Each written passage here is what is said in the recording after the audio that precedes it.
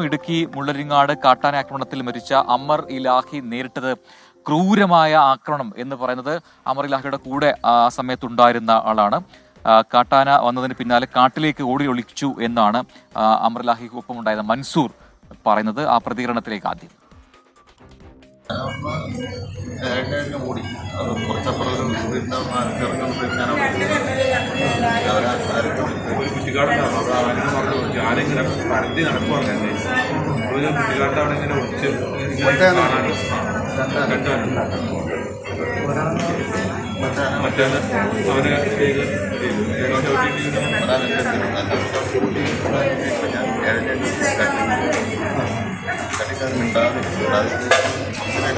ഇപ്പൊ കാണുന്നില്ല.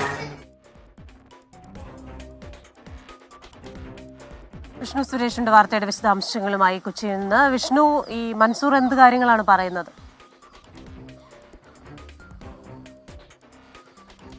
ക്രിസ്റ്റീന, നേരിട്ടത് അതിക്രൂരമായ ആക്രമണം എന്നാണ് മൻസൂർ നിലവിൽ പ്രതികരിക്കുന്നത്. മൻസൂറിനെ പി ജെ ജോസഫ് MLA നേരിൽ കണ്ടപ്പോൾ പി ജെ ജോസഫിനോടാണ് മൻസൂർ തങ്ങൾക്ക് നേരിട്ട ഈ അപകടത്തെക്കുറിച്ചും തങ്ങൾക്ക് നേരിട്ട ആക്രമണത്തെക്കുറിച്ചും വ്യക്തമാക്കിയത്. അതായത് ഈ അമറിനെ ആന അതിക്രൂരമായി ആക്രമിച്ചു. അതിനിടയിൽ അവിടെ നിന്ന് ഓടി രക്ഷപ്പെടാൻ ശ്രമിച്ചെങ്കിലും അത് സാധിച്ചില്ല. പിന്നീട് ഈ മൻസൂർ തനിയെ മറ്റൊരു കാടിലേക്ക് ഒളിഞ്ഞു മാറുകയായിരുന്നു. ഈ ആക്രമണത്തിനിടയിൽ 4 കാലുകൾക്കിടയിൽ നിന്നാണ് ഈ അമർ മൻസൂർ ഓടി രക്ഷപ്പെട്ടെന്ന് അദ്ദേഹം പറയുന്നുണ്ട്. അതിക്രൂരമായ ആക്രമണം. നിലവിൽ ഈ മൻസൂർ ആശുപത്രിയിൽ ചികിത്സയിലാണ്. കാലിനടക്കം ഗുരുതരമായി പരിക്കേറ്റിട്ടുണ്ട്.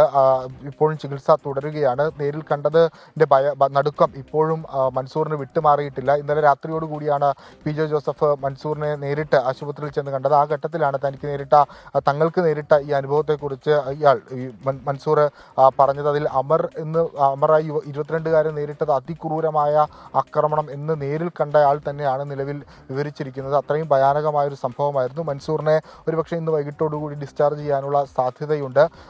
അതിദാരുണമായ സംഭവം. ഇനി ഈ മേഖലയിൽ ഇത്തരം സംഭവങ്ങൾ ആവർത്തിക്കാതിരിക്കാനുള്ള നടപടികൾ സ്വീകരിക്കണം എന്നുള്ളതാണ് ഏറ്റവും പ്രധാനമായും ഉയരുന്ന ആവശ്യം. എന്തായാലും സമീപകാലത്ത് കേട്ടിട്ടുള്ള ഈ കാട്ടാന ആക്രമണത്തിൽ ഏറ്റവും ക്രൂരമായ ഒരു ആക്രമണമെന്ന് ഇതിനെ വിശേഷിപ്പിക്കുക. അതിൻ്റെ ദൃക്സാക്ഷി, അതിൻ്റെ അനുഭവസ്ഥൻ തന്നെയാണ് അക്കാര്യം നിലവിൽ വെളിപ്പെടുത്തിയിരിക്കുന്നത്.